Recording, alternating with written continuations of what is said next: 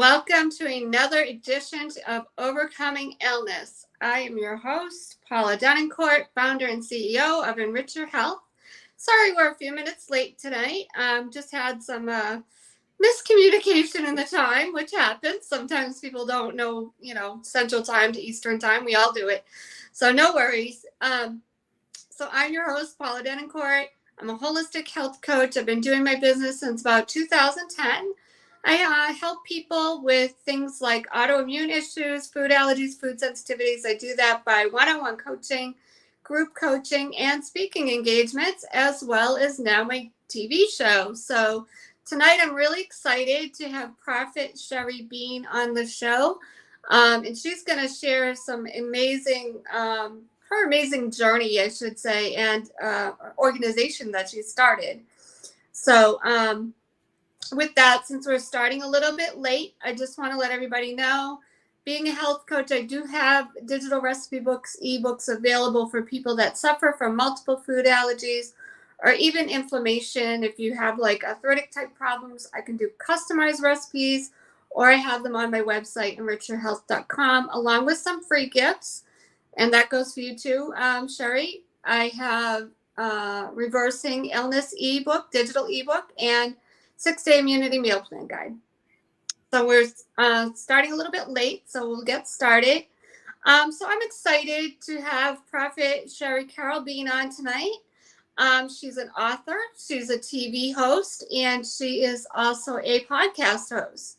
So I'm really excited to share her journey tonight, and some of what she's gone through in her life to get her to where she is now.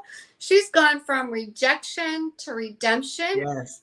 And I cannot wait for you guys to hear some of the types of rejection she's gone through. Addiction was one of them, and I'm going to go into her bio and name some of it.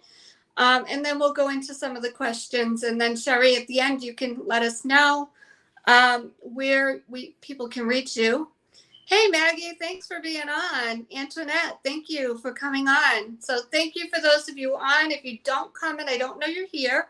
But good evening, good morning, or good afternoon, whatever part of the world you're in. So thank you all for being here. So with that, let me introduce Sherry. Prophet Sherry was raised in the heart of the West Side after losing her adopted mother at the age of 10. She found herself living with her aunt, who was very emotionally, mentally, spiritually, and sometimes physically abusive.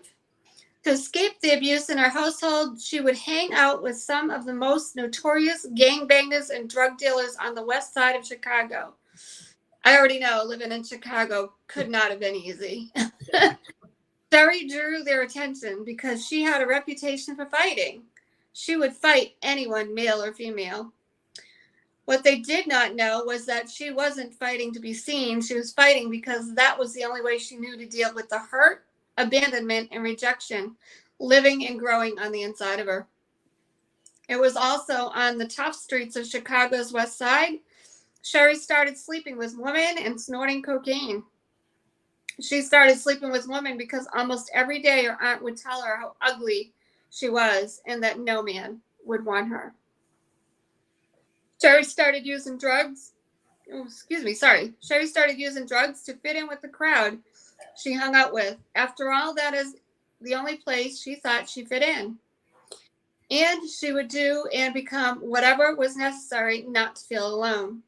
Sherry has written a book depicting her life's journey, and it is called From Rejection to Redemption: One Woman's Journey.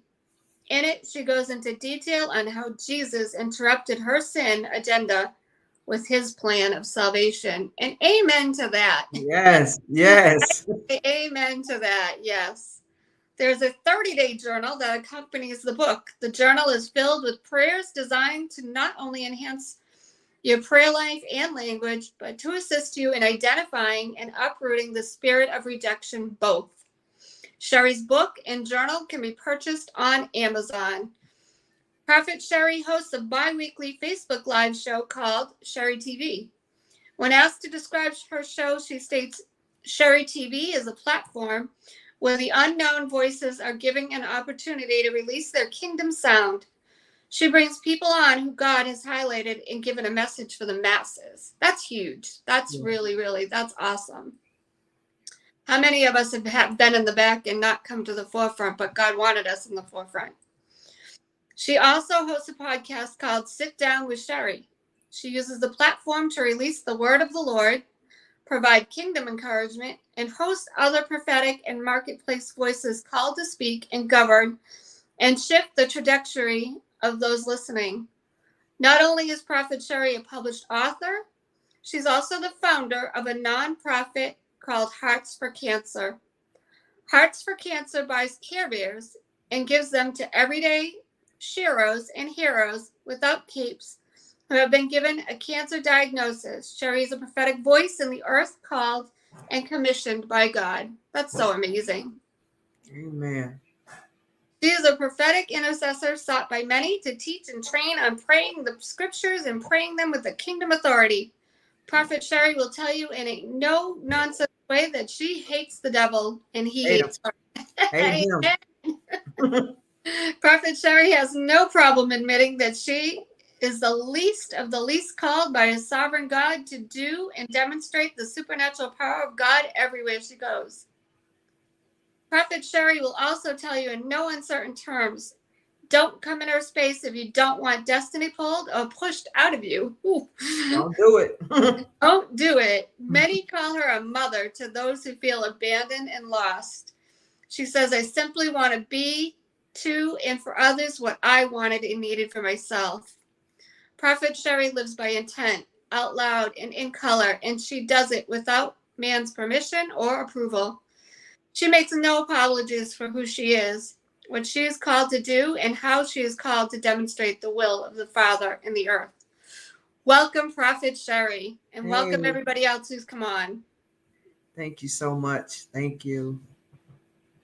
We're just happy to have you. Thank you for coming on. So, Sherry, tell us, what is your passion and why? Wow. So I'd have to say my passion is the broken.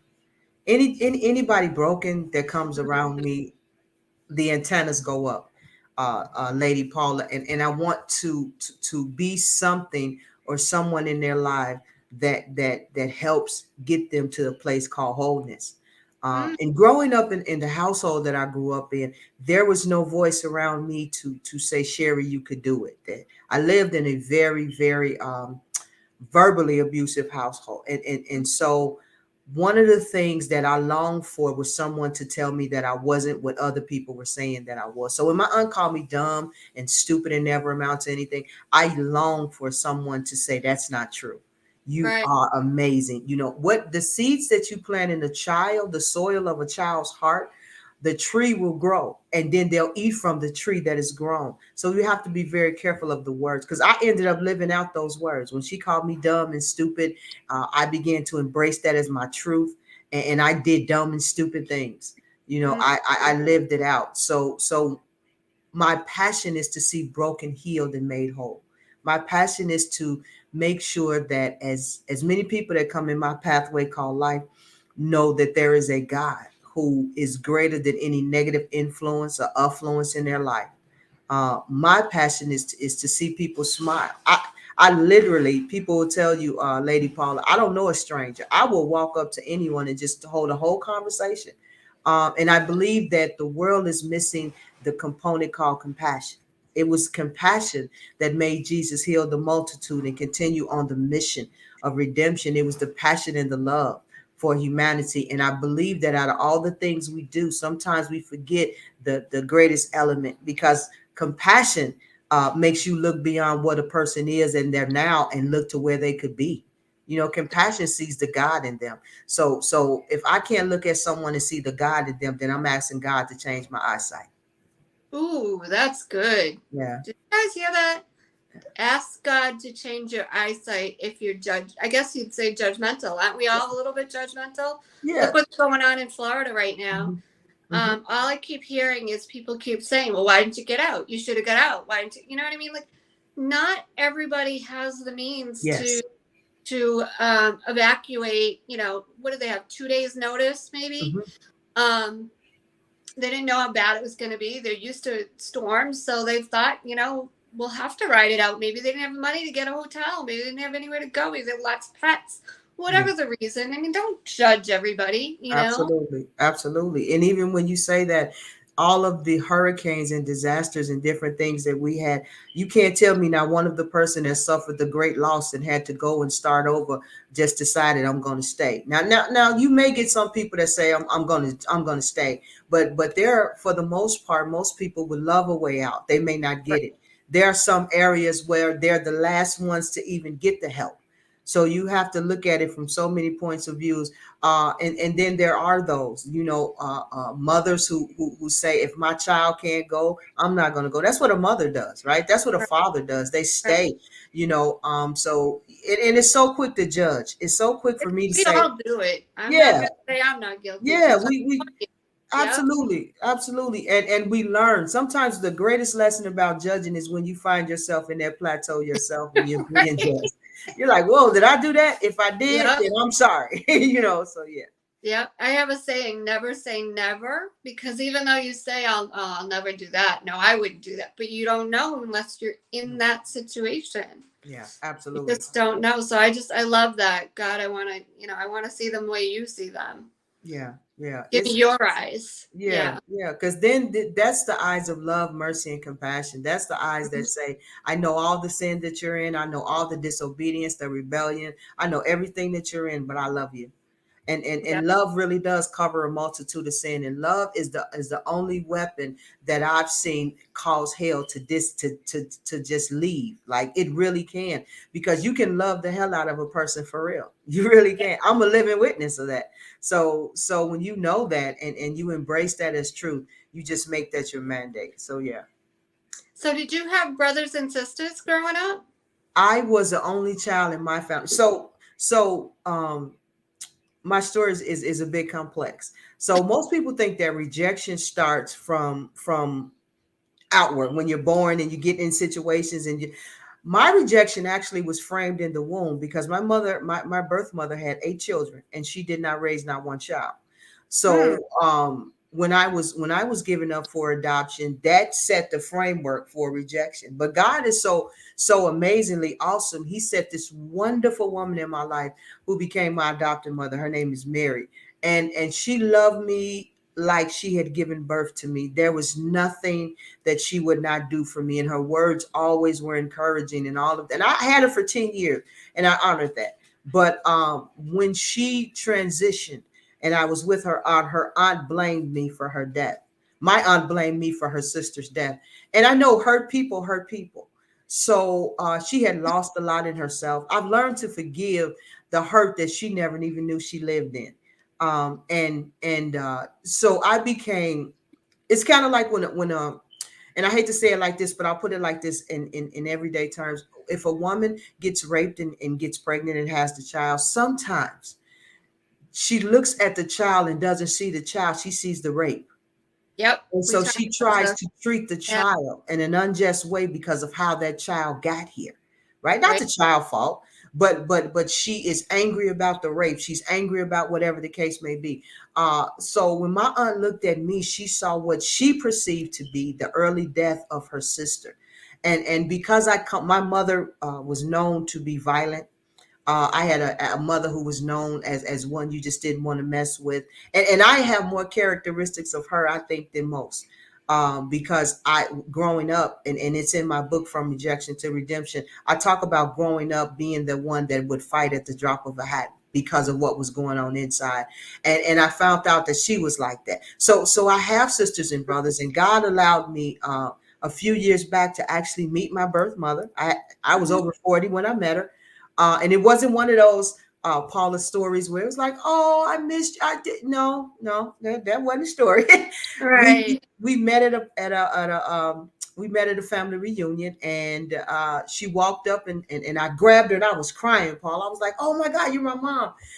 And she looked at me and she said, she gave me a pat and she walked away, and she saw my little sister and she said, "There go my baby right there." And I stood in the middle of the family reunion crying. Because I was like, what? Because you go through that, even as an adult, you can go through, what is wrong with me?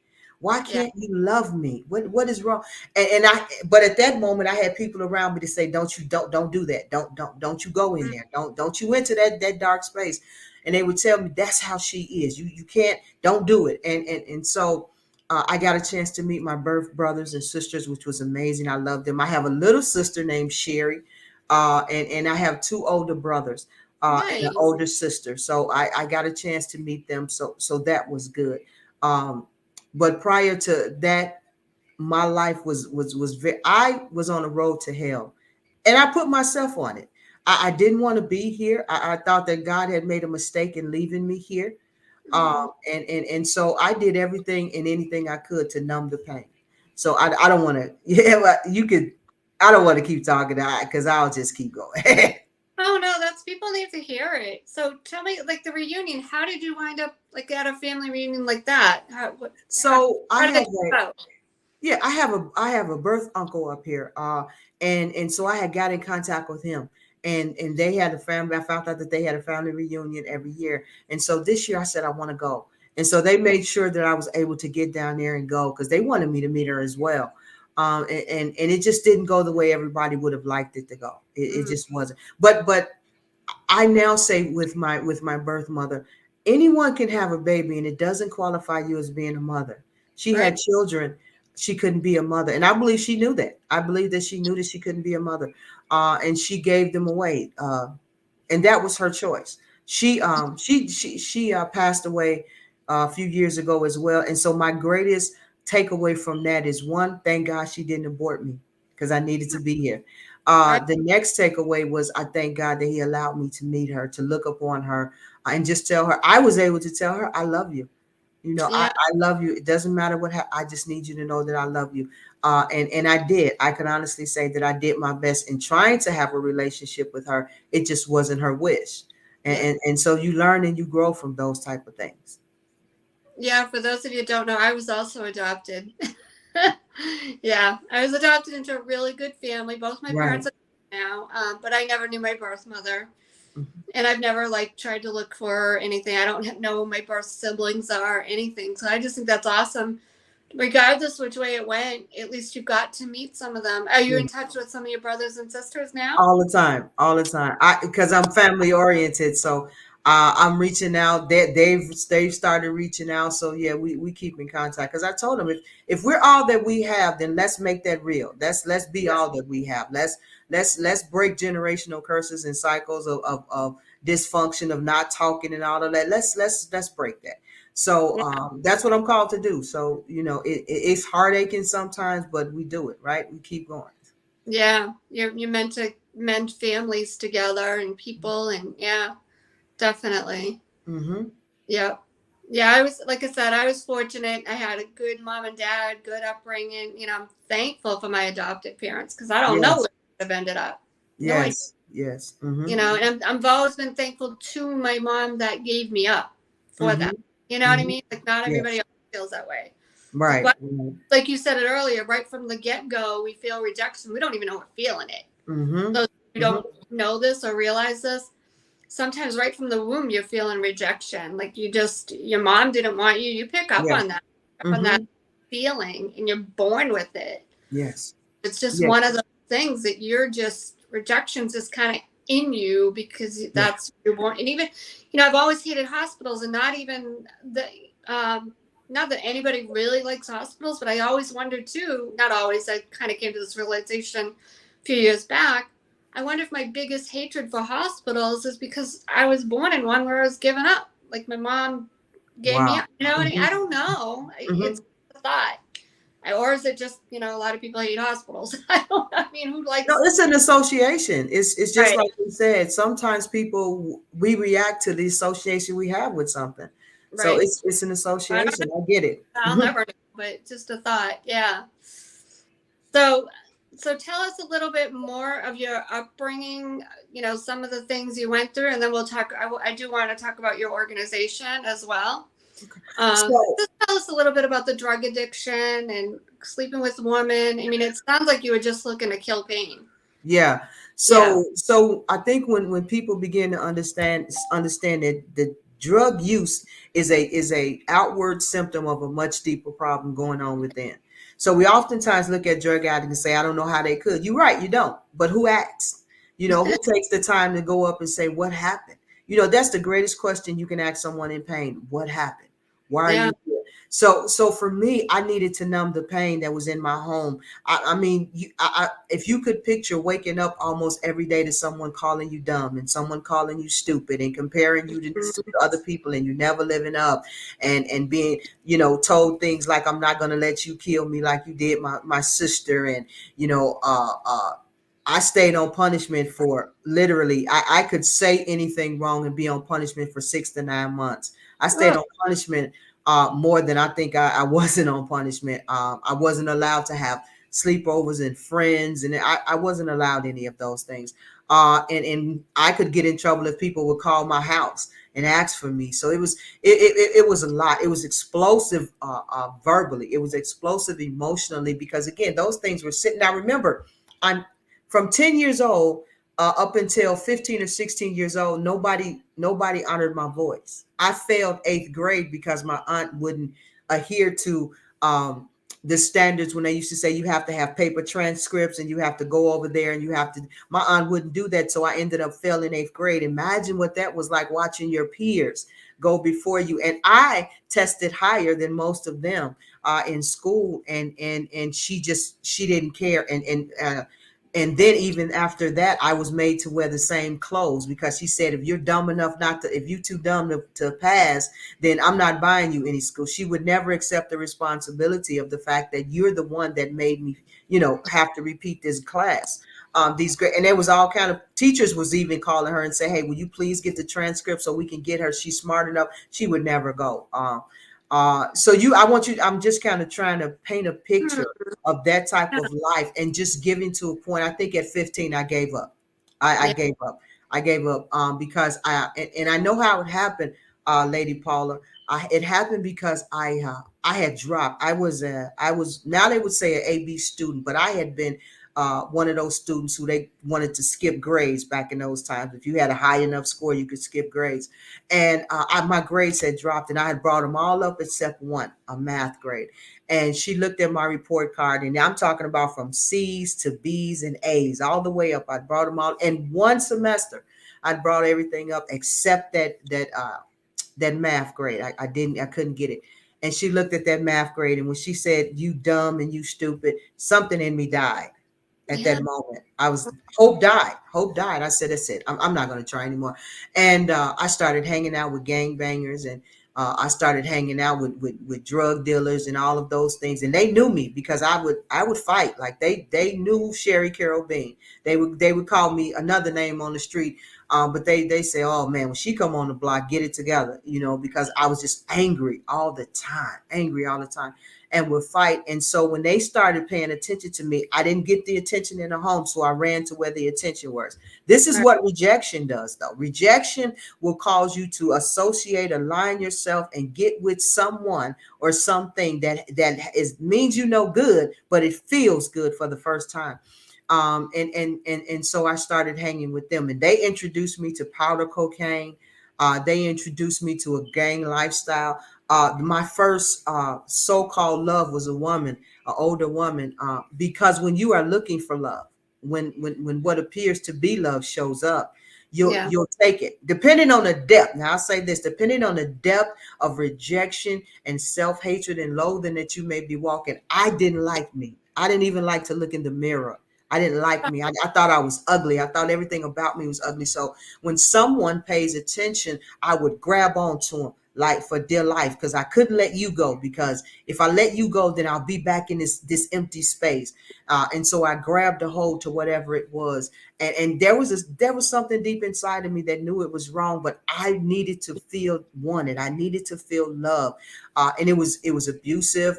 She would jump on me, and her friends jumped on me, and all kind of things. But I stayed because this is the only thing I thought love looked like. So I understand when women who go through abusive relationships say, I thought this is what it is, because you don't you know um and so it progressed. And I remember I was standing on the corner one day in my neighborhood, and somebody walked up to me and they said, Sherry, you better get out of here.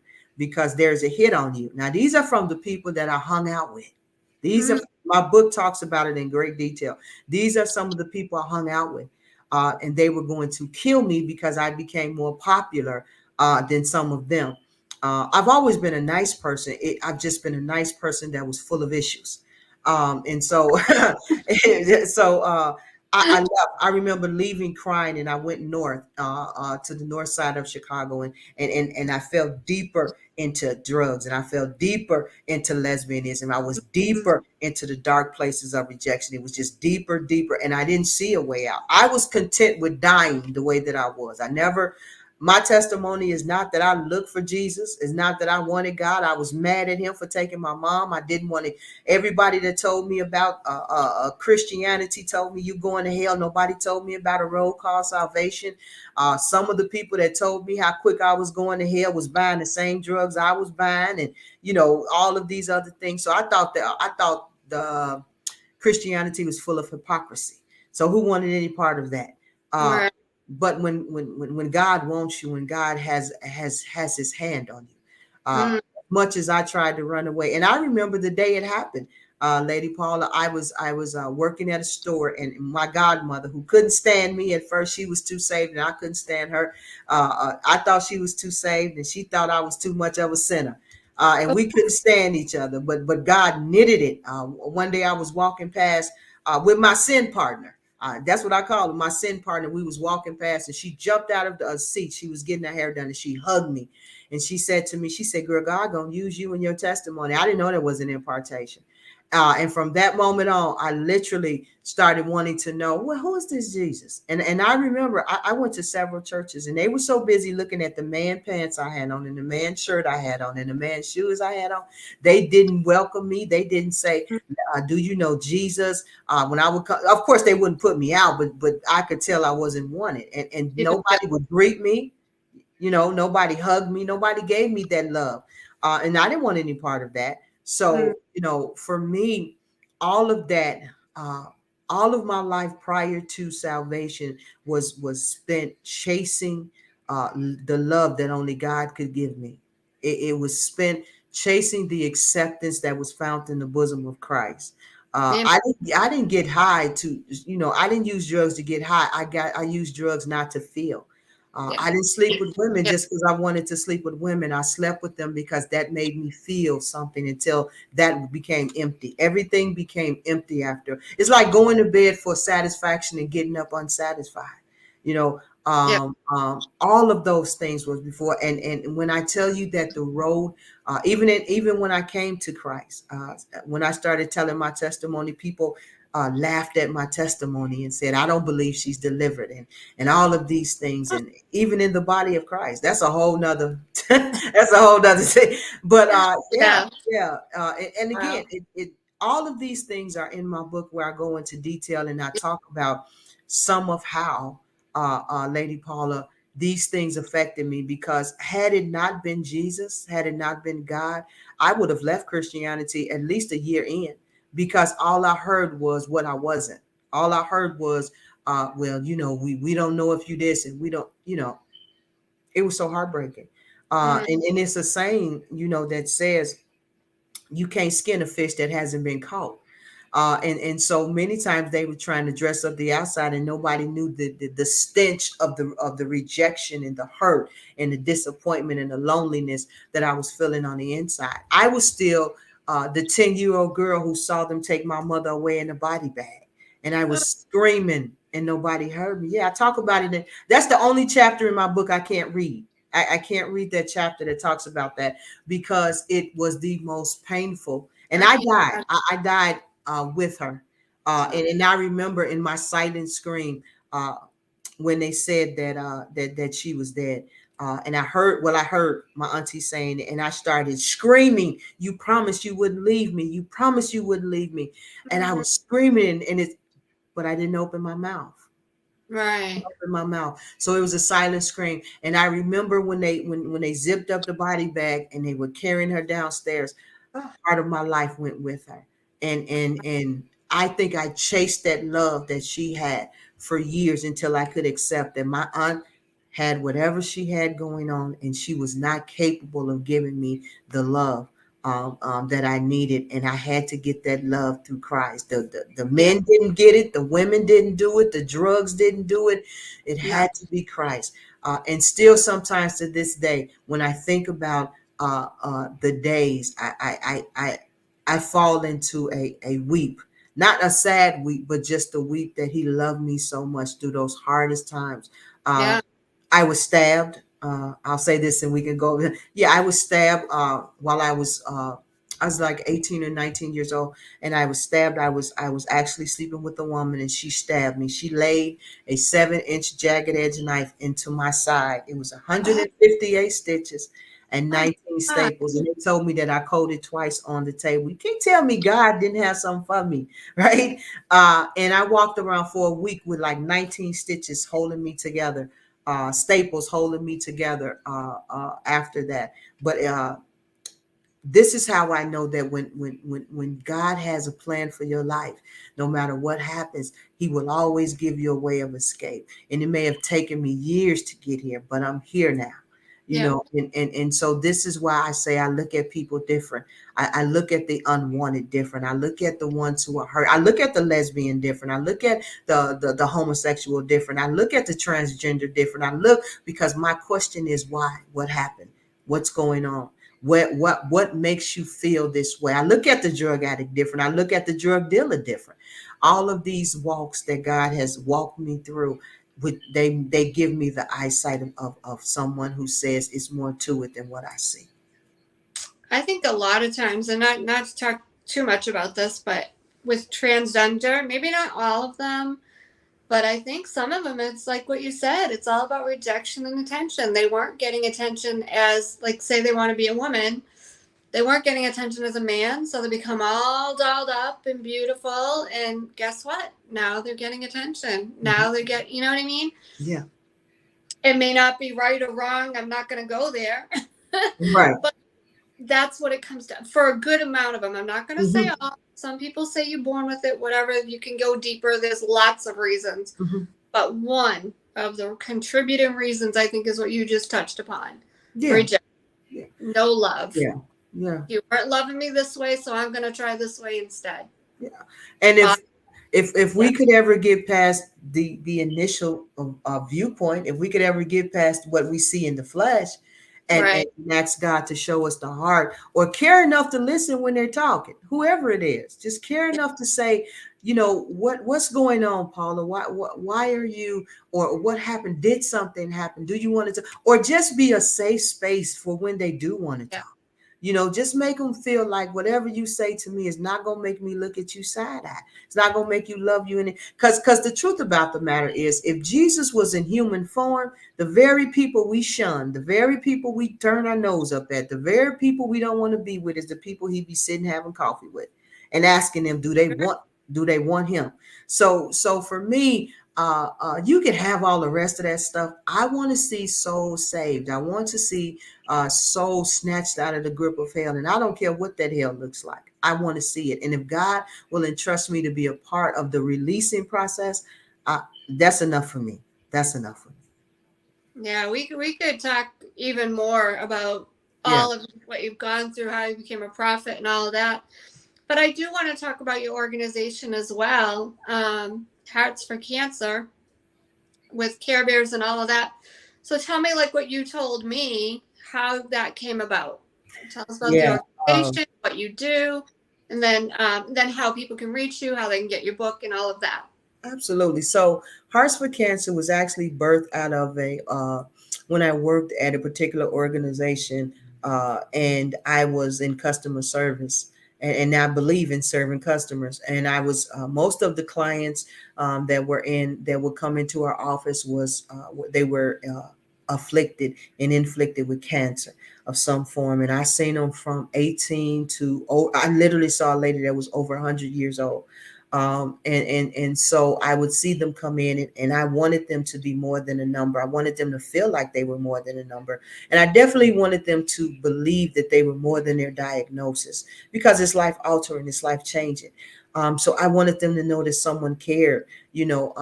offices can be very cold. Offices can be very just one-sided and go in here, let me get you in here back. I wanted them to feel more than that. And so I changed my hair pink, a bright pink. And people would come in and they would say, "Oh, happy hair." That's what they would call me. I don't even think they knew my name, Paula. It was just like, "Oh, happy hair is here," but it would make them smile. Mm. And I did that for about 6 months, and then my office manager came and said, "Well, you change your hair color, or you're fired."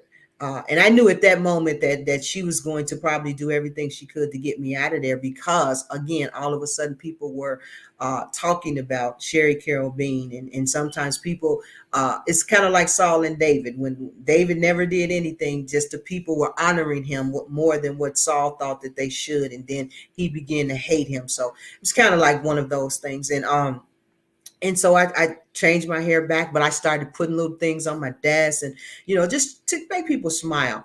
And everything, you take it off, take it down. It was, everything became against policy.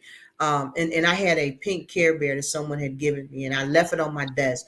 And she came and she says, "Oh, that has to come off too." And I looked at her. I said, "Okay." And then I said in my, now this was my rebellious nature, I'm gonna be truthful. I said, "Yeah, okay." And I didn't take it off. I said, "I'll take it off tomorrow." And I'm glad that I didn't, because at the end of the day, a young lady who was newly diagnosed entered into the office. And the young lady was she couldn't have been any more than 30. And when she came in and she came up, she was already crying. She already had tears in her eyes. Mm. And her conversation started with, "I just want to see my daughter graduate. I want to see my daughter get married. I want." So now my heart is breaking here, and I'm trying to have this office composure and all of this, but I'm listening to the her and her fears, right? And no matter what I would say to her, she was just, I just want to see her live. Yeah, and I just want to see certain. And so she looked Paula over, and she saw my Care Bear, and for whether it was 3 minutes or 5 minutes, all of a sudden, the fear, the apprehension, the scare of death kind of just dissipated. It just, and she started talking about, "I remember that. I remember the Care Bear era." And we started talking about Care Bears and how they came and how they made us feel and all of that. And then it came time for her to go in the back for her treatment. And I grabbed the Care Bear, and when she opened the door to go to the back, I gave it to her. And she was like, "No, I can't." "Yo, you're gonna take this Care Bear." And I gave her the Care Bear. And I found out later, the nurses told me that she held on to the Care Bear with tears, crying all through her, because it was her first treatment. And they said that she cried all through the treatment, but she held on to the Care Bear. And the next time I saw her, she grabbed me so tight, and she said, "You just don't know what you giving me that meant to me. It gave me the courage to go and take that treatment. It gave me the courage to do it." And she said, "You just don't know what that meant, and you're a stranger. You really don't know me." And I knew at that moment, that was it. I said, if this is what I can do, no one can stop me from doing this. So if this is what I can do, then I will buy Care Bears. And I did. I started buying them out of my pocket. All the extras I would get, I would just load my trunk up with Care Bears, and I would Amazing. start giving them away, as many as I could every day. I asked God, don't ever let me be able to walk into that office again without Care Bears. And he fulfilled that. And I did that for 6 months, about 6 to 9 months by myself, Paul. And then uh, my coworker said, "Well, why don't you announce it on Facebook or, social media? People would help you." And they did. People started like, "Oh, okay, I'll buy a Care Bear, and I'll do this and I'll do that." And, I was like, "Whoa, yeah." So, they were buying Care Bears, shipping them to me. I got a chance to connect with the Care Bear Corporation itself. They sent me 100 Care Bears. Hearts for Cancer has been on Channel 5 in Chicago for the work.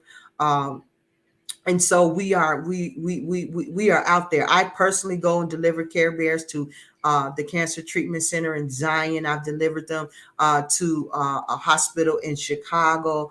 I listen. I literally go search social media sites for people who may have been given a diagnosis or whatever the case, and I inbox them. So I've mailed, I don't know how many to people. I've TikTok, Instagram, whatever the case may be, and people inbox me and they ask me to send them Care Bears. And the greatest part of it, Paula, is this: I get to touch lives, and I get to create smiles from the inside out. I get to see people smile in the midst of whatever they're going through. And I had a testimony at my job. One of the ladies says her father is a man's man, but he had a cancer diagnosis, and she said I took him that.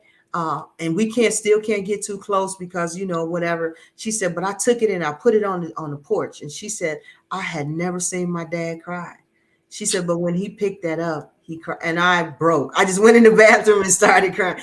She said, but when he picked that up, this big, strong man started crying.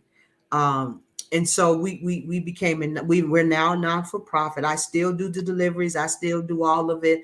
I just ship some through the mail. So we are now a non for profit. Thank God for that. And I'm just reaching out, and I'm asking people to connect with me. I'm asking people to donate. I'm asking people to contribute, partner with me, also that we can extend our reach, because the truth about the matter is there will always be, unfortunately, someone who has been given a cancer diagnosis, someone Right. who's fighting for the third or the fifth time. There'll always be a family whose loved one won on the other side.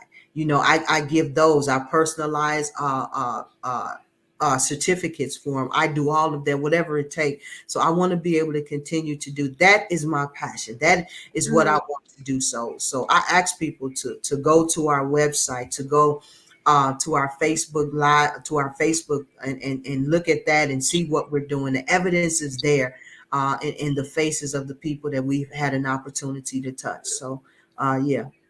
And the Facebook page is Hearts for Cancer, right? Hearts for Cancer. You can just go click on there and you're going to see it. Yes, Hearts for You Cancer. can follow the page there, and then on Instagram, it's Hearts for Cancer. It's touching Hearts for Cancer. okay. Mm-hmm. Couldn't remember the first. I knew there was another word. I'm like, wait a minute, Right. what's that first Mm-hmm. word? Mm-hmm. Touching Hearts for Cancer on Yes. Instagram. If Yes. not, And the that's website. Yeah, and the Facebook. website is Touching Hearts for Cancers with an S, the S on the end of cancers, .org. You can, on the website, you can go and you can look, you can see some testimonies that people have given, but you can also donate there as well. There's ways that you can donate. It is a 501c3, so those who may be interested in like tax time and write-offs, so it is recognized as that, and I would love for people to go on there and do it. If we can just continue to touch one person with a Care Bear, that's great, and that's where the money goes to purchasing Care Bears, to making sure we get them, to the operational cost of running this business, to all of those things. So I would love for people to go and look and share with other people, share Right. it. Mhm. How much is one Care Bear? Just so the people out there have an idea. Sure. So it depends on where you go. If you go to Walmart, which was where I live, but if you go to Walmart, they have different prices. If you go in store, you can get a small one for like $10, and I think you can get a Dollar 5-pack of, station. Yeah. yeah, and you can get a 5-pack of Care Bears for, I think it's 24. The middle size ones, or the 12 to 14-inch, they are anywhere from $12.99 to $14.99. You can go online and get some. There are so many, but I think the smallest one I've seen is, they call it a miniature Care Bear, but they can be kind of expensive because you got to get them 2 or 3. So sometimes you can get them on Amazon at $23, but the base price would start at 10. Okay, so anywhere from like $10 to $20 donation would be That would be absolutely. amazing. Absolutely. That would be amazing. You can Any do more, corporation that's watching would but be great. Huh? yeah. If anybody can do more, great. But yeah, Yes. to give Yes. people an idea of Yes. what, just one Care Bear, if you could do $10 would get Yes. done. Yes. Yeah. Yes. Absolutely. For those of people don't know, October is Breast Cancer Awareness Yes. Month. So we are making people aware of cancer all month. So I'm glad you came on and talked about your organization. It's so needed. I've done talks for breast cancer back in Massachusetts. Connection, love them. Hmm. And I see how they, once again, it's all about that, they need love. They need to know that they're Absolutely. still loved, Absolutely. illness, but it doesn't mean can't still love them, so. Yes. Yes. Yes. And then when it comes from a stranger, it means much, much more, right? Right. somebody that doesn't know you, and that blesses me when I'm able to just reach out to someone on TikTok or on Instagram and say, I just saw your story. Can I send you a Care Bear? And you could hear it even the typing. It sounds crazy, but most of them, yes, oh my God, and that brings about the exposure. This is that month, so I it is my intent to bring a certain amount of bears to Zion Treatment Center this month. You located? You're in Chicago? Are you in I'm sorry. Chicago? Where are you I'm in located? Lake Villa. I'm in Lake Villa, actually. So I'm in Illinois. I'm just Illinois. outside of Chicago. For anybody who wants to help physically in Yes. the in the flesh, Mhm. if they live in that area. Yes.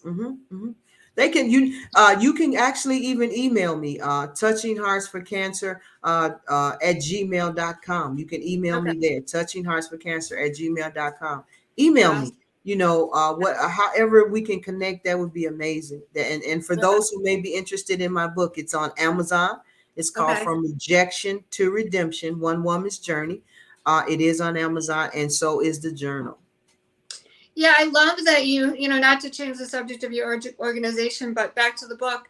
I love how you have a journal with that because I think a lot of us, I don't care what you've gone through, addiction, what anything to do with rejection, abandonment, any of Mhm. that kind of stuff, a journal is so helpful to get those feelings out. Like, what are you going through? Yes.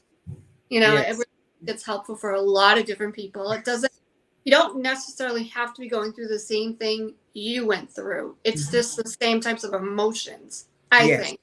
Do you know what I Yes. mean? No, you're right. You're absolutely right, Paula. Everybody has a something. You know what Oh, I yeah. mean? Really And bad. if you can start on day one and then look back 30 days later after prayer, after surrender, and after all of those things, and see that what you started with you don't have anymore, what a great freedom. What a Yeah, great, just from writing. That writing is therapeutic, period. absolutely. You're able to get some things out. That's why sometimes therapists say, write a letter to the one who hurt you, write a letter to the one who left Mhm. you. You may not, you don't mail it to them, but you write it and you get those feelings out, and you're able to do all of those things. So absolutely, that's why I love the journal, because Yeah. it's full of prayers, teaches again about the language of prayer, but it also gives you a chance to say, I started October 1st and I ended October 31st. And oh my God. And you don't have to do it in 30 days. You can do it in as many days as you want. Just do Oh, wow. it. It's that kind of thing, because I want to see people free. We talked about that. And however that freedom comes. And sometimes for people, the freedom comes in looking at the journey and just really, this is real. Because when you put it on paper, it's real. This is what this is. And now I'm not there anymore. So definitely, yes. I'm thinking we should start doesn't have to be this month, but we should start a group and we all get the journal and just kind of have like a little group. It doesn't have to be a face. I don't know what kind of group it'll be. I love it. Let's do it. Yeah, Yeah. well, we all just, kind of journal, and then you share what you want to share, I guess, if you do. Yes. 'Cause I'm sure Yeah. some people are going to get some emotions out there like, oh no, I don't want to share that with Mhm. anybody. You know what I mean? That's going to Mhm. happen. Mhm. But some sort of a group, I'm thinking like a group, I think that would be really beneficial for a lot of people. Like we Yeah. could Yeah. book I the, would love to be a part of it. That's good, because I well, can. your book. I'm just but thinking but you learn, real like, estate even I think the beautiful thing about it, and I'm sure that you'll probably agree with journals, is you can go back and you can look at those things and it'd be something different, right? So Yep. what might have been 30 days last year, if I go back and I reread it and I redo it, there's another something in the 30 days for this year. So you're still able to share and say, wow, I can Yeah. see that. And you can even share if there's time. Oh, I reverted. I kind of Yeah. went back to some things, and so yeah, it'd be amazing. That'd That be would a be great amazing. thing to do. I don't know. We'll have to think about when, but if anybody out there, if this is something you're interested in, Mhm. reach out to me, reach out to Sherry, and we'll get it going. Like even if it's Yes. 5 people, who cares? I think it would be really helpful with. There's so much going on in the world right now. Even myself, I'm an intercessor. I'm a prayer warrior. So God's given me a lot of stuff to know about that Yes. other people don't know about, and Mhm. it's a lot. Yes, it is. So It we're is. all going through lots of stuff. You might be a prophetic vessel, you might be a watchman, you might just be a regular person out there that Yes. doesn't know that you're meant to do certain Mhm. things for God or what your purpose is. I believe that doing something like that would really help a lot of people with whatever you're going through. I agree. I agree. Yeah. And sometimes you find your purpose through your pain. Everything that I went through has made me see that my purpose has been for the broken. You don't Yeah. understand broken until you've been broken. You don't Yeah. understand certain things until you've gone through it. That's why intercessors like yourself, like me, we enter the session. We enter in to hear the voice of God and then bring the answer back for Yeah. someone who may not be able to get there. So some people, they may not understand that the reason why you have had the fight is because you're called to intercede, you're called to lead, you're called to dominate, you're called to do certain things, and because of that, the enemies fought you. You just weren't aware, and he never. The one thing he lives on is our ignorance of who we are. So once Okay. we find out who we are and what God has called us to be, then He's lost the battle, and I think people need to know that. Well, one last thing about you, you grew up fighting all the time. Now you're probably a spiritual fighter. Absolutely. You I got, love a good war. yeah, I love a good war. it Yeah. built you up for that. So Yes. everything we go through has a reason in the Mhm. spiritual world. Mhm. It just, or in the natural, like both, Yes. in the natural and the Yeah, spiritual. You know, absolutely. it built Absolutely. you up. Like I was picked on all the time. I was bullied it made me stronger. Like I don't condone it, but I wouldn't be who I am now if I wasn't bullied and picked on. I just wouldn't. I wouldn't be the Yes. person. Yes. Yes. That's And powerful. Yes. I don't condone these bullies that are really, they don't let go. Do you know what I'm Mhm. saying? Like they're so bad that they really want people to, commit suicide or whatever. You know what I mean? But I don't condone that. But it happens. It's life, and it Yes. does make you stronger as long as it's not to the. Some people are violent out there. Yes. Kids are even violent. I don't condone that at all. But I'm just saying, some of the stuff that happens in life, it just makes you stronger. You know. Absolutely. I agree. Absolutely. Absolutely. That was a powerful statement. I agree. Yeah. Well, with that, we're a little bit over, so we'll just about end the broadcast. Once again, you can reach me through Instagram Messenger, Facebook Messenger is the best way, or text me. You can get my phone number right off the website, enrichyourhealth.com. Um, and I want to thank Maggie for being on here tonight. She says Paula is amazing. Thank you. Thank you, Miss Maggie.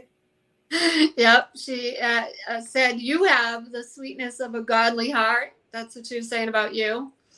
But I want to thank you again, Sherry, for being on. Anybody wants to get your book, once again, it's on Amazon. What's the name of it again? It's, From rejection to redemption, one woman's journey. yeah. So if you want to do a group with us and Yes. do that, I'd really love to do that. I think it would be great for a lot of people. We'll get the journals, we'll get the book, read the book, because how are you going to do the journal without reading the book? Absolutely. But that we'll figure out a time. I don't know. Maybe we need to wait a couple months, give us some time to get the book. I don't know. Maybe we're in October. We might even want to start it in January. Everybody always wants to do New Year's resolutions and all that kind of Yes. stuff. I It am might be, ready whenever you are. yeah. So let us know if that's something you're interested in, and we'll start taking names and get this going. I think it'd be something was just hitting me. I'm like, that'd be a great thing to do. Have a group and just and do that, and then maybe we could take donations for the organization as Yes. well. Hmm. So that. Yes. Hmm. That would be great. I thank you so Yeah. much, Miss Paula, for such an opportunity to allow me to come on. I really do. And I just bless God for your work, for what you're doing. It's not easy being an intercessor. It's not. And I listened to you when you were talking. So I thank God for your yes. Yeah. God does everything except force His will on us. And so you gave Him a yes. And don't you ever think that yes is not going to produce some everlasting fruit. So Yeah. thank you so much for what you're doing. I appreciate Yeah. it. And anyone out there, like I'll just say this. I mean, we could talk all day about it. People don't understand it, but a long, long time ago, I started to get, I'll just say this just so people understand what an intercessor is. I started to get visions. I didn't know, like, it's like, oh my God, I see a tornado coming. Oh my God. It means you're meant to intercede and pray over that situation according to God's will he may change that situation for the better. So for Yes. instance, what's going on in Florida, intercede. There's more hurricanes coming. Intercede. Pray for divine connections, divine resources. Leave no stone unturned in those areas for people that could still be alive. Whatever it might be, God will give you the scriptures. God will, but pray. That's what it's meant to do. When you Yeah. get those visions, those thoughts, those whatever God gives you. Some people hear, some people feel, some people see. I'm more of a seer, but he gives me these things. I didn't know what to do with it. Mm-hmm. So I just want to put that out there because there is a lot going on in the world, and that's one thing you can do. You can pray and intercede. Nobody's like a special intercessor, put it that way. Yes. Yes. Anybody can be one. Mm-hmm. Anybody. So I just wanted to put that out there because I think it's important with everything that's going on right now. A lot of people they are starting to see things and they don't know what to do with it. They just think, Absolutely. oh my God, the sky's falling. Well, we can do things about it. Not Yes. completely, we don't know that. But we can intercede, and according to God's will, things can change somewhat. So Yes, I agree. And you know what I would like for, if you could help me with this, I would love to hear more about the medicine that you talked about for bloating and things like, I know that's totally shifted it, yeah, but I would love to hear more about that because that's one of the things that I'm challenged with.